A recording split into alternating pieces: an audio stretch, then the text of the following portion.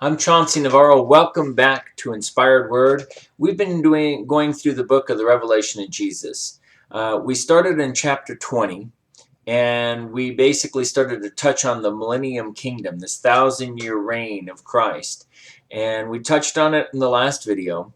Now we're going to be leaving the book of the Revelation of Jesus and doing a quick sum up of what's going to be going on during this Millennium Kingdom in the Millennium Temple in the Old Testament. Now, I can't, obviously, to do a short video here. I spent 2 months doing classes on this before, and this would take too many videos to do the whole thing. So what we're going to try to do is we're going to try to do a little bit of an overview sum up of some of what's going to be going on during this millennium reign in this temple that's where the sacrifices are going to be performed during the 1,000-year reign, the Millennium Kingdom, where Christ rules and reigns on the throne as the great prince who reigns from the temple. His throne is in the temple, and is also the high priest performing the sacrifices for us during this 1,000-year reign.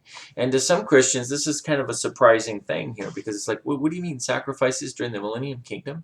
Well, you got to read your scripture. If you go from chapter 40 of Ezekiel all the way to the end of the book in chapter 48, you're going to see this is all about the things that are going to be going on during the Millennium Kingdom. To give you a quick outline of chapter 40 to 48, chapter 40 covers the gates of the temple, the outer court of the temple, the inner gates, the inner court. Chapter 41 goes on to the measurements of the temple. Chapter 42 continues with the outer court being described. Chapter 43 is the glory of God, where God, like he did at the time of Moses, in a pillar of fire enters into the east gate, into the temple, to be back there, right in the temple. Chapter 44 goes on to the three different groups of people: the people that can actually serve in the presence of God, those who can only serve in the outer court, and why, and are not allowed into the presence of God, and those who are not allowed into the temple at all, and why. Ezekiel 45 goes on to talk about the land apportioned. Basically, the land that's given to the prince and the Gentiles that are joined to him, and how he gives property to the Levites, and he gives property to these Gentiles that have joined themselves to him, and that he has this property throughout Jerusalem there. When you get into chapter 46, it goes into the sacrificial offerings that are being made, and how the temple is closed throughout the week and it's only opened on the Sabbath, on Saturday. And then when you go into chapter 47, it goes on to about the living water, about this river of living water that comes from the throne that's in the Ezekiel's temple, goes to the right side of the altar where the sacrifices are being made, and flows out the west gate, and then it flows out both to the east and to the west. And this water, everywhere it goes, it brings life, and that there's 12 trees on each side of this river of life, trees of life that give forth their fruit every month, and that this water goes into the Dead Sea and brings it to life, and restores all the sea life into this Dead Sea that were in the seas. It says that every sea creature that was in the seas is now here, and that you have fishermen who are fishing and catching fish all throughout here in the Dead Sea because of the life that these living waters brought to it. And then in Ezekiel chapter 48, it goes into the divisions of the lands in terms of which property each of the 12 tribes gets in the nation of Israel. And this is events that are taking place throughout and during this entire Millennium Kingdom that's going on. There's a couple of little points that I want to touch on, and in terms of this Millennium Temple that's going on that Ezekiel writes about. A couple of things that I think are important and significant. The ones that bring the most controversy, I think, is the fact that people are saying, well, I don't get it. Why are there being sacrifices? Didn't Jesus do it all on the cross? Well, Jesus is the one doing the sacrifices here.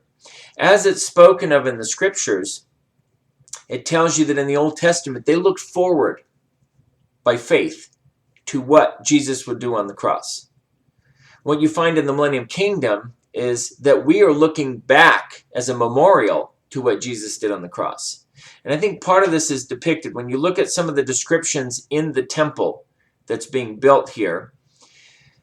One of the things descriptive about this temple, it talks about the decorating, that these doors, these walls are decorated with palm trees, with cherubs in between the palm trees. But the cherubs have two faces, not four faces like you see in Ezekiel. They have the face of a lion and the face of a man. Well, where's the face of the eagle and the ox, right? Now, if you were to look at the faces on these cherubim, you've probably heard different messages in terms of the lion being the king of the beasts was depicted in the Gospel of Matthew as Jesus, King of the Jews. That Mark depicted Jesus the servant, the ox. That Luke depicted Jesus the Son of Man, and that John depicted Jesus the Son of God, depicted his deity by the eagle, right? So where's the servant and the Son of God? Well, you got to understand, Jesus' ministry during this Millennium Kingdom is not Jesus the servant. He did that when he came the first time. Now he comes as king and priest. That is Jesus the king and Jesus the priest. And that's the face of the man and the face of the lion that are depicted here in the Ezekiel temple. Now, as we continue to go on through here, one of the things you start looking at as you're seeing in this is, and I want to pick carefully in here the things that are most significant, I think, because of the fact that I have to keep this video limited and I can't just cover everything on it. There's a lot of different things about the sizes and the dimensions of the temple. There's a lot of detail described in here, not just the designs that are in it, but everything is for a specific reason. The fact, like I said, that Jesus is doing the sacrifice, and you say, well, sacrifices were done away with. He did it all on the cross, right? Well, if you look at it, in the Old Testament, God said in Isaiah chapter 2, he said, I abhor your sacrifices and your new moon feasts and your Sabbaths. Well, wait a sec. Who gave them the sacrifices and the new moon feasts and the Sabbaths? Well, God did. Well, why does he abhor them? He says, because what I want is mercy and compassion. There was nothing wrong with the sacrifices. They were necessary, but what he really wanted was an attitude of heart.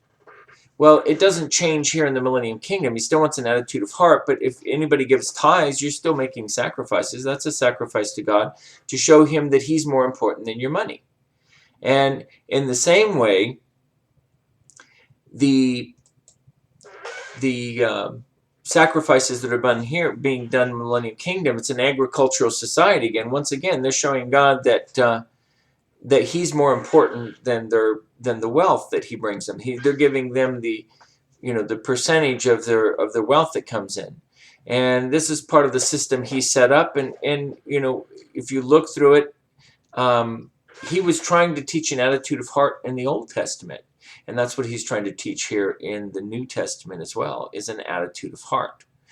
I think one of the things I want to touch on a little bit is where he goes on to talk about those that are able to enter into the inner chambers to serve God, and he talks about them being the sons of Zadok among the sons of Levi to minister to the Lord, and that because of the fact that they abhorred the things that were done in the temple.